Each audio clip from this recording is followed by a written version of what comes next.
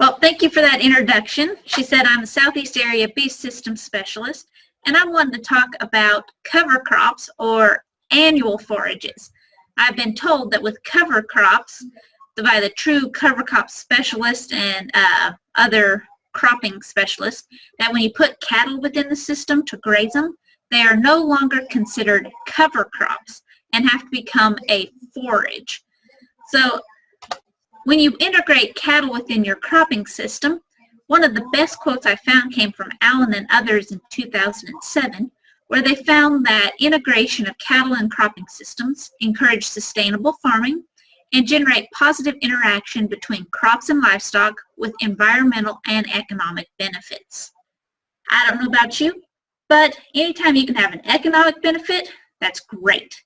And an environmental benefit, because we are constantly going to be passing on our land to our future generations, so we have to have a good environment for them. So one of the specific benefits that others have found that show when you integrate crop and livestock systems, you reduce your risk of raising a single product. Those of you in the cattle industry probably know what happened last October, November, December. If you had some steers that you didn't necessarily have protected, kind of hurt a little bit the way the market crashed. Well, same thing with those who were just raising a grain product. Last year, we kind of had some depreciation in cost. So when you put cattle and crops in the same system, you minimize one of them taking a swift downturn, etc. Typically, when cattle prices are high, corn crop values can be low to mid-range. In contrast to that, when grain prices are really cheap, cattle prices are still doing well. So it just makes it where you're a little less risk adverse. Also, when you integrate crop and livestock systems, you actually increase water infiltration, which is good if you live in a dry area. It can help you resist soil erosion, build soil organic carbon, as well as nitrogen. Manure, that waste product from cattle, is a great fertilizer for your operation. And I'm going to spend quite a bit of time talking about the benefits of manure. Now, I'm not going to say that integrating cattle within your cropping systems doesn't come without any risk or issues. One of them, and every time I give this presentation, people say cattle in crop ground will lead to compaction. No way, no how, no sir, can I put cattle into my crop ground. Well, I'm going to address that issue in a little bit. Water, that gets to be quite an issue. If you don't necessarily put your cattle on a center pivot where you can use that well water, you have to haul water in some form or build alleys to get to your water sources. So watering is something that you have to be cognizant of. Fencing, that's an issue. Until we can train cattle, maybe like you can dogs with the shock collar with the invisible fence border, you have to physically go out and build fence if there's not an existing fence out there. And then there's toxicity issues. I can spend a whole hour just on that, and I'm hoping to get invited again to do a webinar series just on the toxic plants, toxic cover crops for cattle. But just be cognizant that is out there as well. So what can we kind of expect from cattle performance? Does it matter what type of tillage we have, etc.? So I have just some numbers from a 4-year study done out of and the East Coast, where cattle were put on conventional till, which is recognized by the CT, or the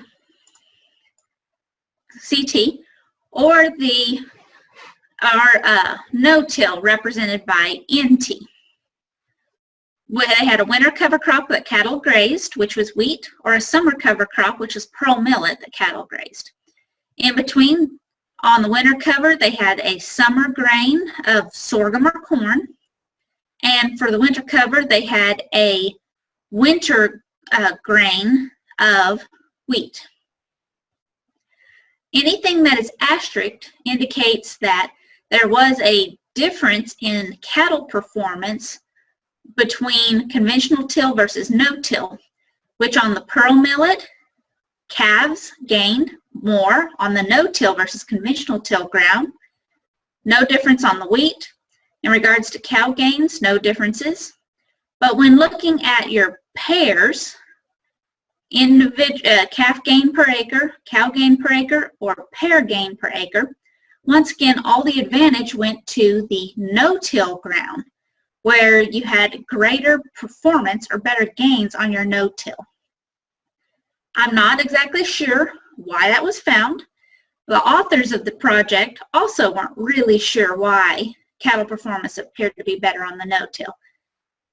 We can spend some time discussing that at the end of the session, but just to let you know, that was what they observed. But overall, just looking at the pound gains on the winter wheat, and these were lactating cows, and anytime you can put weight on lactating cows, you are doing great. That is a wonderful system.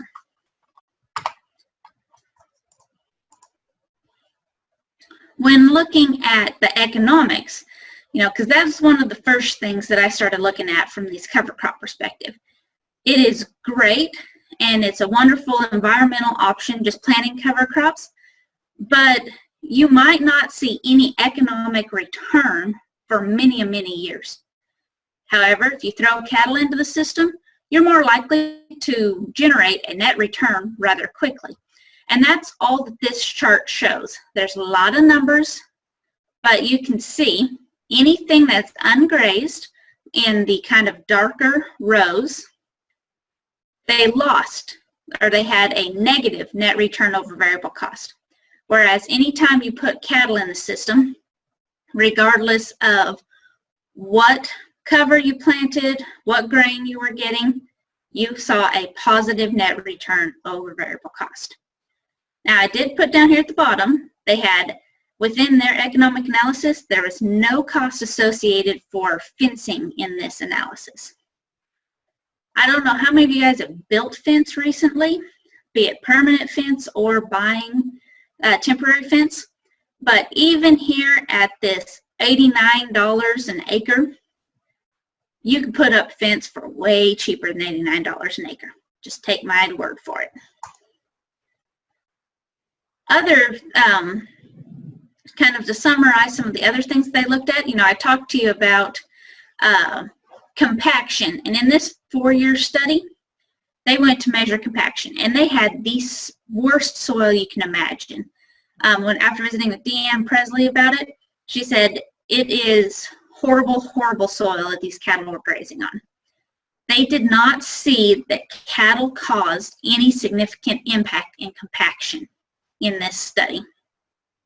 They did see within the top 3 centimeters that there was a little more compaction by putting cattle in the system, but here in Kansas, or actually pretty much through the whole Midwest region, we have freeze-thaw cycles that'll break up those top 3 centimeters anyways, so it shouldn't be a negative effect. They had minimal impacts on bulk density, which is a measure of compaction. Grazing increases revenue, and there were great calf performance in this study. And overall, the author said there was no negative effects associated with grazing in regards to soil properties in this study. And another summary from another 4-year project in Iowa, integrative crop and livestock systems improved soil quality, soil organic matter dynamics, and they saw a crop yield despite a moderate soil compaction. Once again, those top 3 centimeters showed a little bit of cattle compaction. Now, I want you to know, I'm not saying cattle don't cause any compaction at all, because you do go out and you see in native pastures, the cattle trails and everything are right around your water sources, we do know cattle can cause some compaction issues. And we know that those are typically seen when there's wetter soils. Wetter soils always lead to more compaction, where you have less during frozen or dry. And the more animals you have on that grazing unit, you have higher bulk density, increased penetration resistance, etc. They found that in mob grazing situations, when you first pull the cattle off of that area, it is very compacted. I mean, some people have even said it almost feels like concrete out there. Well, once you have a growing plant, before long, within months, that compaction is completely gone from the cattle being on there, because it was just a very short, intense time, and then they allowed the soil to rest. Now, I told you I was going to talk about manure a little bit. This study came from New Zealand, but this was the best one I'd found that just directly compared ungrazed versus grazed and measured soil mineral all the way up to 1 meter deep, aka 3 feet. You can see all the way down to 3 feet deep that there's nearly 3 times more soil nitrogen by cattle grazing that ground versus non-grazing. And this wasn't even on really, really high protein, high nitrogen, legume, etc. This was just green, lush grass. So cattle contribute a fairly significant portion of nitrogen. Now, one of the downsides to that, until we can teach our cattle to defecate on every square foot of your crop ground, we might have to do an additional step of trying to spread that manure throughout the area. But we can do a little bit of management techniques like rotational grazing or mob grazing, etc., to get a more even manure distribution across your crop field. Now, we did have one study conducted here at K-State, and we're in the process of another, be a 4-year study at the Research Center. But we did one at Linden, Kansas, which is kind of on the northeastern central side of Kansas. And we looked at 2 different winter grazing systems. We had fescue versus a cocktail cover crop. And we had 6 different species of plants in our cocktail cover crop. We offered hay, mineral, and had a corn distiller supplement for these cattle. And, you know, go ahead and remember this. We had 8 pounds per head per day of the corn distiller supplement on the fescue, whereas only 5 pounds per head per day on that cocktail. Our rotation was wheat to a cover crop to a soybean. We turned the cattle out on November 18th and removed them on February 10th. And we did an overnight shrink on the cattle before going out to the pastures, just to try and minimize some fill effects. So once again, this is just kind of raw data. Haven't done the statistical analysis. But the cattle went on about in the mid-4s, came off in their low 6 weights.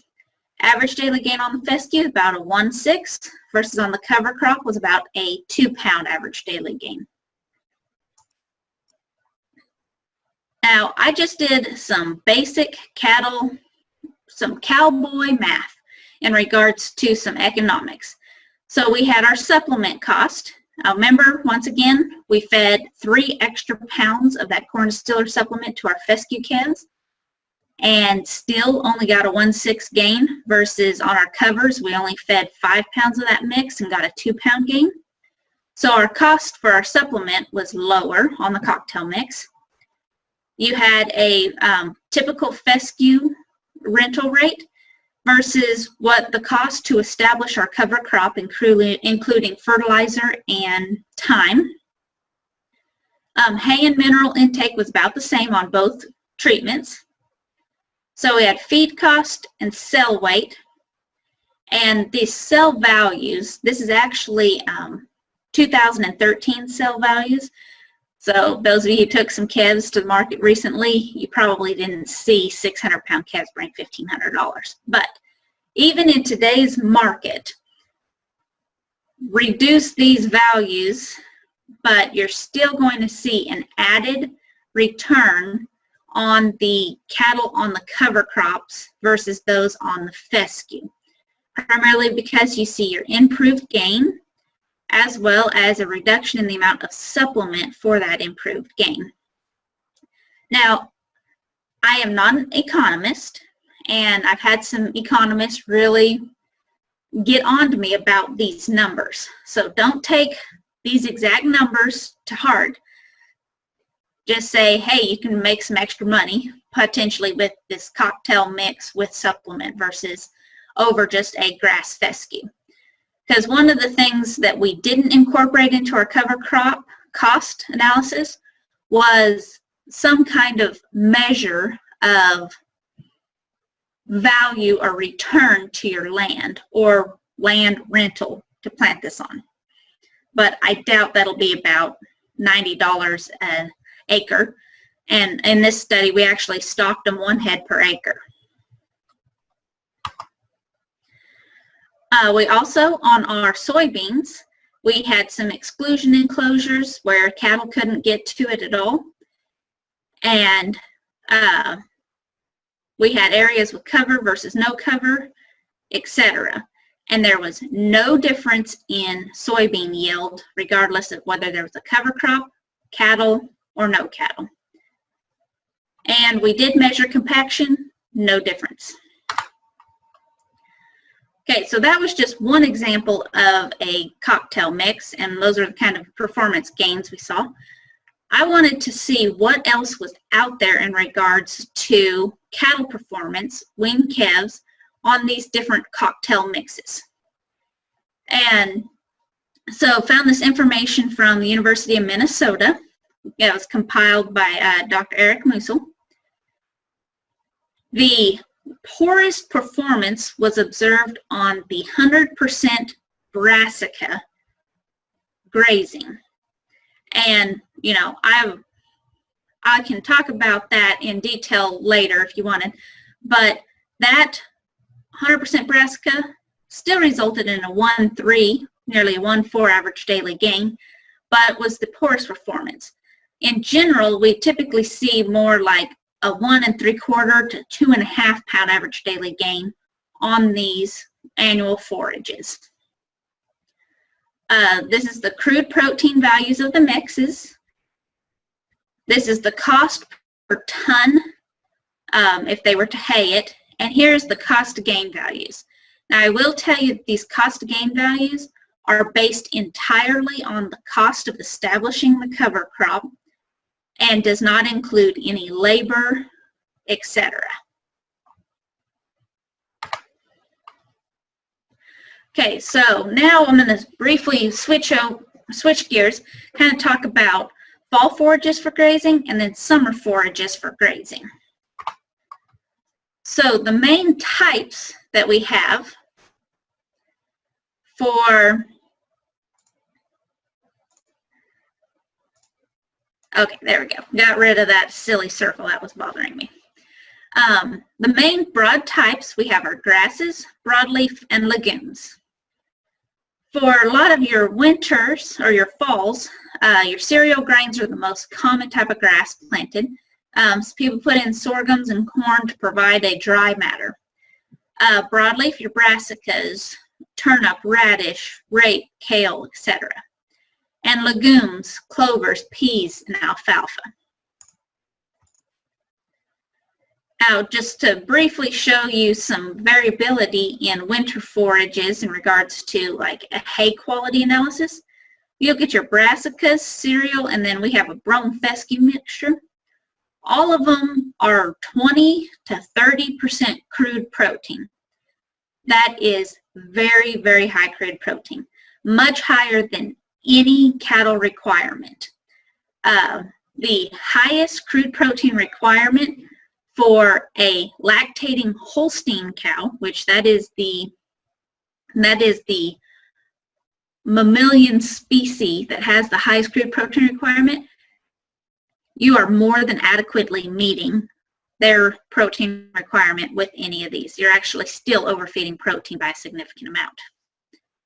When looking at TDN as an energy source, your brassicas and cereals are very, very high energy, actually quite a bit higher than your brome and fescue. And then we do have potential issues with nitrates. So now some just simple little rules of thumbs to kind of help you. With your fall-winter stockpiled forage, your fall cereals typically give you about 150 pounds per acre per 1 inch of top growth. So, way to easily cheat and figure out how much forage you have out there. If you have like a 6-inch tall rye, 6 inches times 150 pounds means you have about 900 pounds per acre of usable forage. We typically graze these fall cereals, etc., a little harder than you do native range. And so we can utilize more like 70% of the forage instead of 50% that we do with our native perennial pastures. So if cattle can only utilize about 70% of it, you actually only have about 630 pounds of consumable forage for the cattle on these stockpile forages. When talking about brassicas, that is another very, very popular forage to put in your cocktail mixes. Now, the people really, really like them because they grow very rapidly, are very highly productive, and have a lot of biomass. Within 30 days, you can be able to turn cattle out on brassicas because you have enough forage for them. However, there are several issues with the brassicas that are worth mentioning. One of them, brassicas are greater than about 80% water. That means that you have to add dry roughage to the diet. Cattle requirements are based on a dry matter basis. So if you have something that's just pure water, you got to give them something to eat. They can't physically eat enough brassicas to meet their cow requirements. To give you an example, a 1,400-pound cow who's eating, she needs about 30 pounds of dry matter. If it's 80% water, you have to feed over 200 pounds of turnip tops to your cow. They physically can't eat that much in a day. Now, brassicas are very, very high quality. You can have anywhere between 17 to 20% crude protein in the leafy portion, and the bulbs themselves have about 12 to 15% crude protein. Now, cattle typically don't like to eat the brassicas. They'll go and search out everything else before they go and eat the brassicas until after a freeze. After a hard freeze, that's when cattle actually prefer to go out and graze those brassicas. Can't figure that out because if you've ever walked through a field after a freeze of a bunch of radishes and turnips, it reeks. It is not pleasant. But after that point, that's when cattle prefer to graze them. And I think a big part of that is due to the digestibility. Digestibility increases significantly post-freeze, as measured by indicated by ADF and NDF value changes. The lower your ADF and NDF, the more digestible your forage is. So you can see that both ADF and NDF significantly are lower at the post-freeze time versus pre. Now, legumes are incorporated into your mixes for nitrogen fixation. Now, in regards to our fall-winter legumes, at least in Kansas, we have a very low establishment. We can't hardly get the legumes to come up in these cocktail mixes, especially if there is a significant amount of broadleafs or brassicas. Now, I actually wonder in our fall-winter mixes if we need to incorporate legumes from a cattle diet perspective. Why? We are getting plenty of nitrogen, plenty of crude protein from our cereal grasses and brassicas. Most of the time, if you have something that's a 12.5% crude protein diet, that more than adequately meets any class of growing beef animal. And we'd already said the cereals and the brassicas are higher than 20% crude protein. So we don't need a legume to meet your nitrogen requirements. And the other thing, since the legume seed is the most expensive component of these cocktail mixes, and if we can't get it to grow in our fall mixes, are we actually getting a significant amount of nitrogen from those legumes? Or are we potentially getting enough of the nitrogen from our cattle excretion that we don't need our legumes in that mix? I don't have that study completed yet, but that is one that we are looking at where we're actually measuring whether having a legume in the system or just having your cattle recycle their nitrogen through manure results in an increase in soil mineral nitrogen. We have found that on fescue, that if we supplement with dry distillers grains above protein requirements for cattle, that we can contribute nearly 20 pounds of nitrogen back to the soil. Essentially, we are putting out 20 pounds less fertilizer on our fescue and still getting the same amount of fescue growth. So cattle are very efficient at recycling that nitrogen back. So I don't know necessarily if legumes for our fall mixes are beneficial. This just further illustrates I have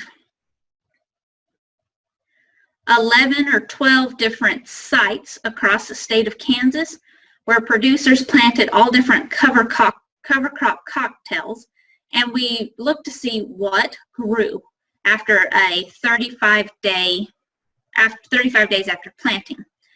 The legumes are illustrated in the purple boxes. And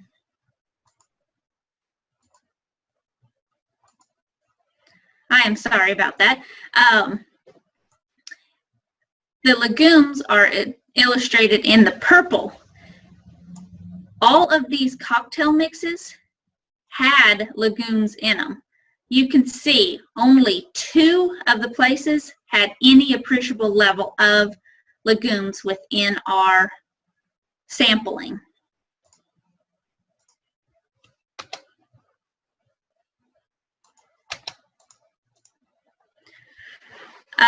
There is several cattle concerns from some of these cover crop cocktail mixes. Nitrates, bloat, loose stool, mineral absorption issues, etc. Once again, I've got a great pub for you guys to read if you want to know about that, or you can ask me specifics at the end of this presentation. So now, how do we use these annual forages cover crops, your winter ones specifically?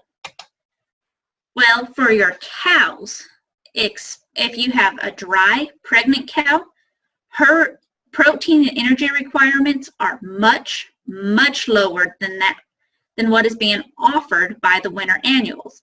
So that can lead to some issues, such as too much body condition. Okay, you're probably scratching your head saying, is there such a thing as too much body condition? Yes, you can have too much body condition in your cattle, especially your heifers, leading to issues with calving, milk production, etc. If you have cows that are in too good of flesh, that indicates that you have some kind of inefficiency in your production system. And if you have an inefficiency in your production system, that means that you could have put out more cattle or used your forage to make hay for an additional revenue source, etc. So we just need to be able to more efficiently utilize these winter annuals. So a couple of ways that I think you can do that is what I'm going to term short-term grazing on your high-quality forage, or a combination paddock.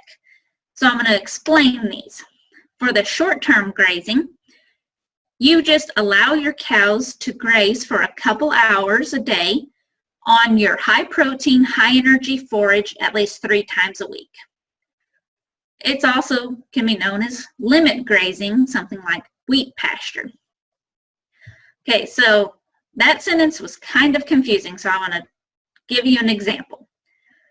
You can turn out your cows on Monday for 3 hours, Wednesday for 3 hours, and Friday for 3 hours on wheat pasture. The rest of the time, put them on dry, dormant, native range, prairie hay, corn stalks, etc. You're essentially providing your protein, every other day protein supplement without physically driving a feed truck out there is what you are doing. In Oklahoma State, they still have a project going right now, but they allowed cows to graze their wheat pasture for 4 hours, 3 times a week on our fall calving herd. Rest of the time they're on native hay, and in their 1 year worth of, I've only seen their 1 year data so far, but from calving to weaning, the cows in that system performed exceptional. So it is a great alternative. Another thing is what I call a combination paddock. It's where you can use a portion of your pasture that can be like corn milo stalks, and then the other portion that's a cereal grain or a brassica. So if you like to fly on your brassicas into your residue, or actually into the standing corn before cutting it, that's one of the ways that you can have a combination paddock. Or if you have a circle, plant the corners with cereal grain or brassica and allow the cattle to graze the entire area. Cattle will consume both a combination of that residue and the high quality forage. Helps cows maintain appropriate body condition and removes the need to provide your supplemental protein. So you're probably thinking, wait a minute, if my cows have the option to be on high quality wheat, they'll never go out and eat my stalks. I have GPS data right here that proves that cattle spend as much time hanging out in the stalks as they do on wheat pasture. This was actually collected this fall, in which this light color is corn stalks and the dark is wheat pasture.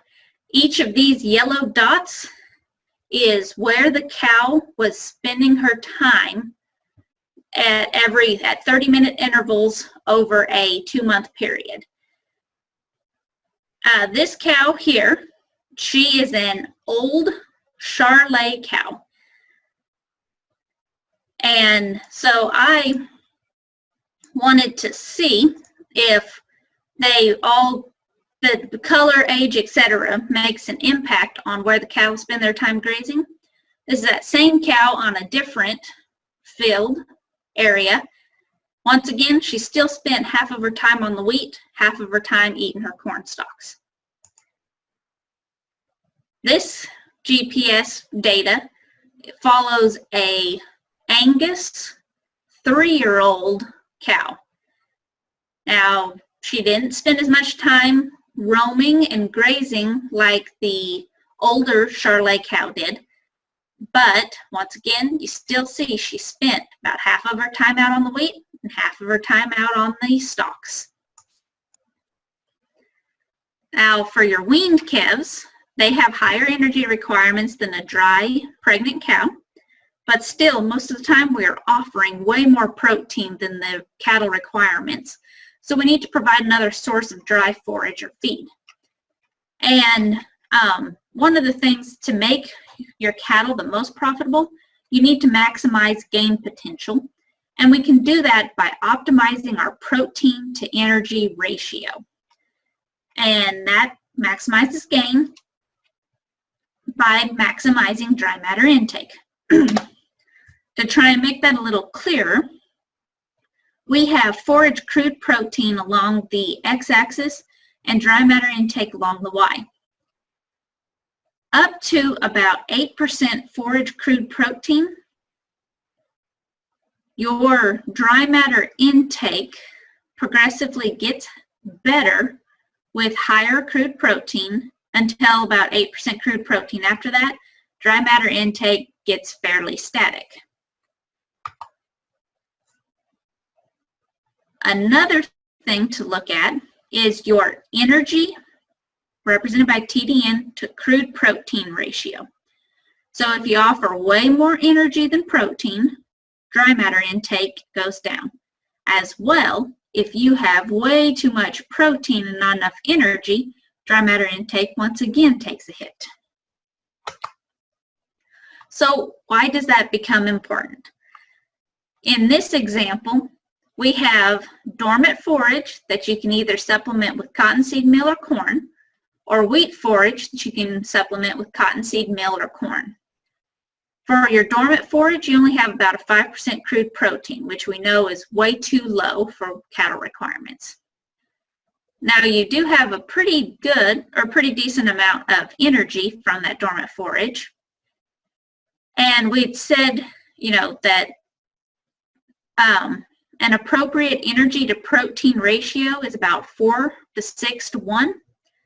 So if you take your energy divided by your crude protein for your dormant forage, you have a 9 to 1 ratio, saying you really need to offer a high protein supplement to be able to maximize cattle performance. Whereas here on our wheat forage, you have very high crude protein and high energy, so your ratio of energy to protein is 3 to 1, which is a little lower than your target. So if you supplement your cattle on wheat with a little bit of corn, you're going to maximize calf performance, increase overall gains. That might be a little unclear because I might have thrown you with the math component, but just remember, we want to try, and if you have a lot of protein in your forage, if you supply a little extra energy, you'll maximize your cattle performance.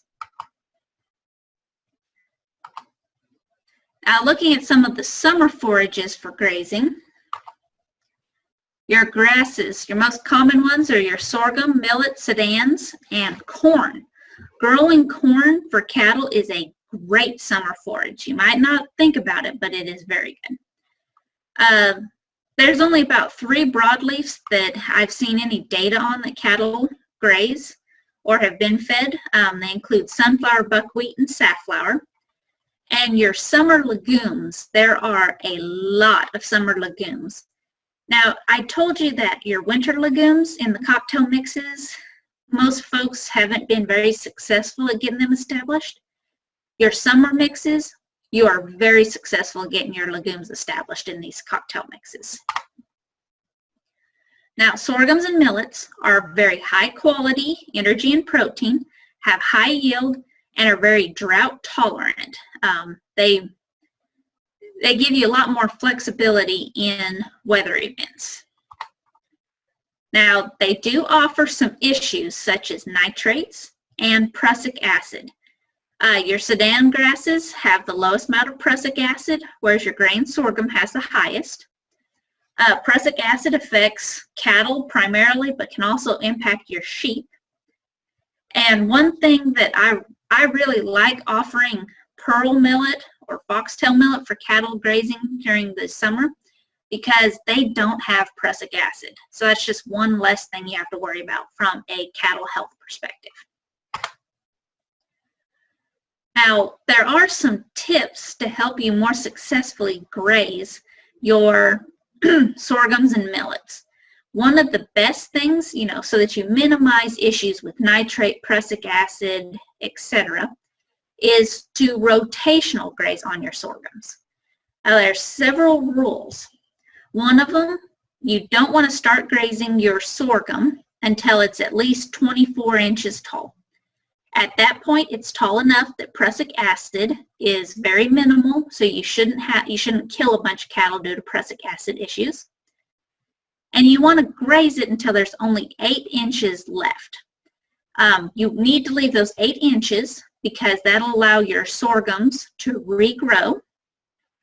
As well, if you have some nitrate issues, most of it will be concentrated down in that bottom 8 inches.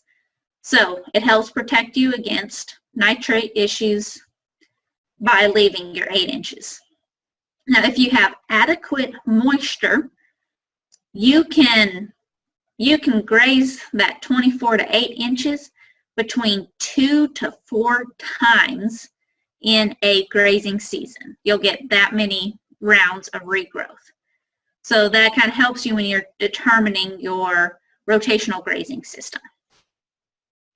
Now you also only want to, the maximum amount of time you want to be in that rotational grazing paddock for your sorghum be about 10 days. That's the maximum. Optimal is only a couple of days. Now the rule behind having that 10 days or less is you have, if you leave them out there past the 10 days, you have enough regrowth from your shoots that prussic acid becomes an issue again for your cattle. So the shorter amount of time you have on there, the greater, at a heavier stocking rate, the less issues you'll have with killing cattle due to prussic acid. And it takes about 25 days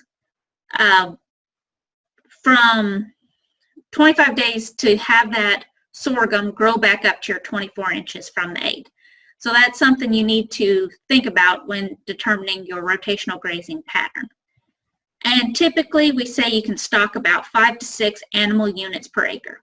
Animal unit is 1,000 pounds. So therefore you can put about 5,000 to 6,000 pounds of beef per acre on your sorghum in a rotational grazing system. Now your Sudangrass and millet, they have a couple different set of rules. Rotational grazing, still the best option, but because prussic acid is typically lower in these than your sorghums, you don't have to let them get as tall before you can start grazing. So therefore you can start grazing them about 18 inches. Once again, stop when they're only 8 inches tall. And you can once again still get a 2 to 3 rotations. Optimal grazing time on your millets is 7 to 10 days. And the rest period is only about 21 days. They have a little bit faster regrowth potential, but your tonnage isn't as much. So therefore you only need about 4 to 5 animal units per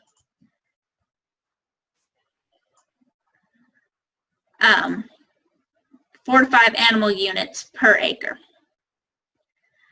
So when you're trying to determine your grazing plan for your sorghums and millets during the summer, the first thing you have to do is determine your forage dry matter yield, which goes to answer Anthony's question on the group chat. He asked, is the stocking rate of 5 to 6 animal units per acre for the total area or only the grazed area? And how much should be adjusted for central/western Kansas? Western Kansas, they do have less yield than typically in central Kansas. So the way you answer that question, what should your stocking rate be, you just are going to have to go out and measure what your dry matter potential is. And for that 5 to 6 acres, it's for your 5 to 6 animal units per acre, it's for that immediate grazing time instead of the entire area. So for that specific grazing paddock. And when you go out to determine your forage dry matter yield, to make it easier for you, go out and clip about 3 feet and 2 rows, because you're going to drill your sorghums in typically, so you'll have a clear row. Get your yardstick out and just clip both sides there and leave your 8 inches in the field. Collect that off the top, let it sit out in the sun for 2 to 4 days, depending on your humidity. Get the weight wet, get the weight dry, divide the two, and that tells you what your your dry matter percent is, and then you can calculate your yield from there. That's a lot of math, and I'm going to give you a reference that you can go and get at least my way to go out and help determine what is your available forage. Also, after you determine your forage yield, you need to determine your stocking rate or grazing days.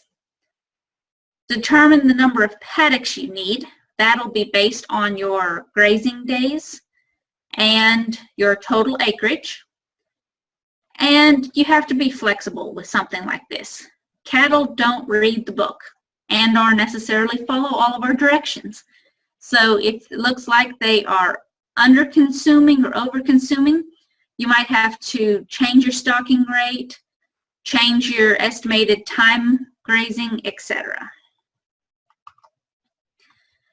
Here is just the example of all the different equations you really kind of need to help determine how to determine what your animal units need to be. Now, in regards to your summer broadleafs, there's actually not a lot of information available for them. Sunflowers, there's quite a bit of information about feeding sunflower silage, but in regards to grazing, growing sunflower, very little information. We do know that quality is just kind of average for them versus the others. I mean, it's only a 12 to 14% crude protein. And there's not regrowth potential, at least from several of the comments I have read. Now, buckwheat before flowering can be a quality feed according to some researchers up in Michigan, but it has very, very low tonnage. In regards to contributing a significant amount of biomass, it's just not. And after it flowers, it becomes a very, very poor quality feed. And just another little bit about buckwheat, a lot of people consider it a weed. So you might be careful about planting it in your groups. One thing I thought was pretty interesting, this is a dairy study out in New Zealand. They actually planted buckwheat with rye, phacelia with rye, or chicory with rye, and the rye contributed about 20% of the total biomass out there. In all three of these things, these Holstein cows significantly lost weight and body condition, even worse than normal. So I just say, Anthony also asked another question, was this rye or ryegrass? And in that New Zealand study, it was ryegrass, not annual rye or cereal rye. So with the fact that it's very low tonnage and even having some ryegrass in with the buckwheat, cattle performance being very low, I don't know that buckwheat's necessarily very beneficial from a cattle perspective to be incorporated in your summer mixtures. Now, safflower is another one. In one study, they found a 2-pound gain. Once again, very, very low biomass, and it gets thorny later in maturity. If it gets to be thorny, cattle won't consume it. Now, your summer legumes grow well, produce appreciable biomass.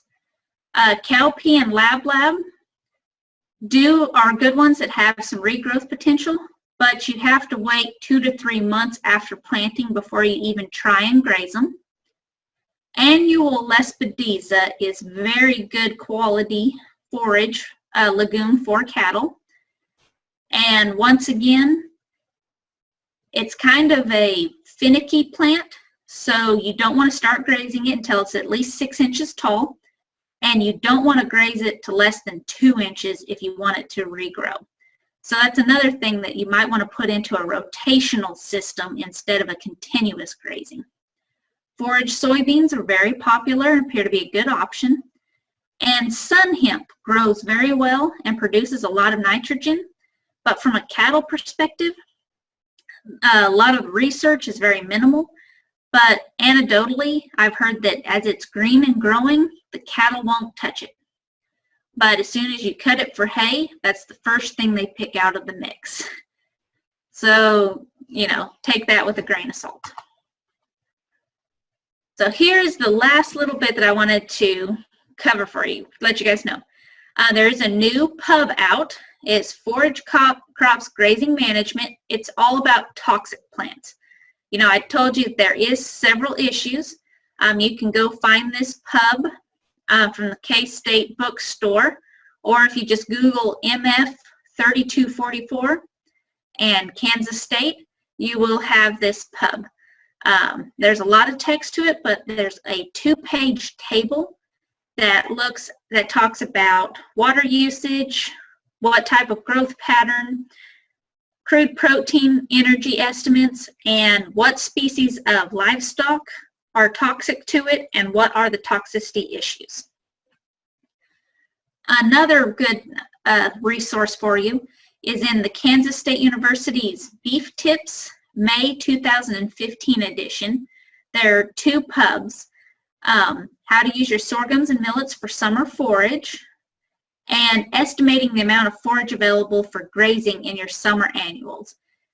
These pubs talk about how to determine or set up your rotational grazing system and helps you determine how to calculate what your forage mass, what your animal unit should be, etc.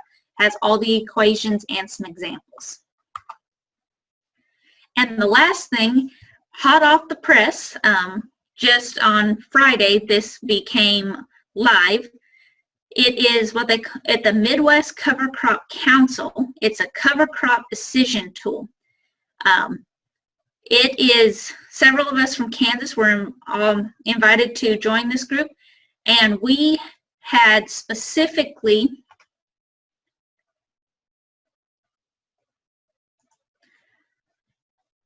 Amber, for some reason, it said my screen's not sharing anymore.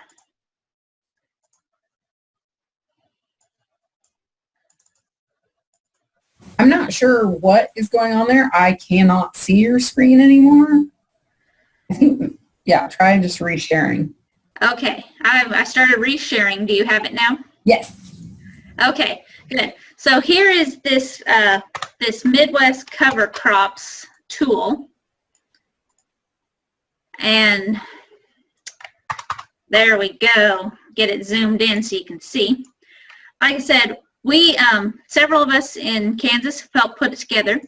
And you go and you pick your state and your county.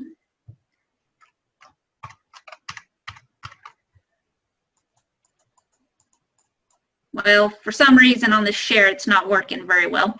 But you put your county and you select all your attributes that you would like.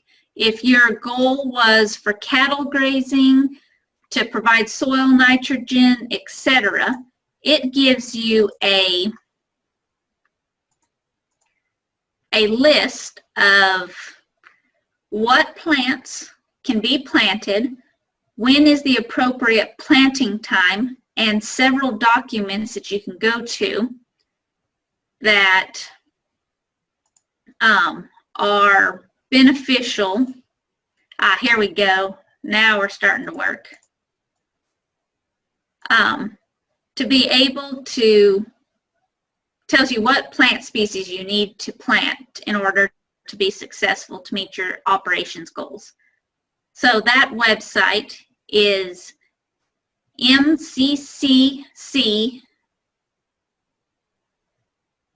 Well, actually, instead of you typing the whole web address, Google Midwest Cover Crop Tool, and you should be able to find it.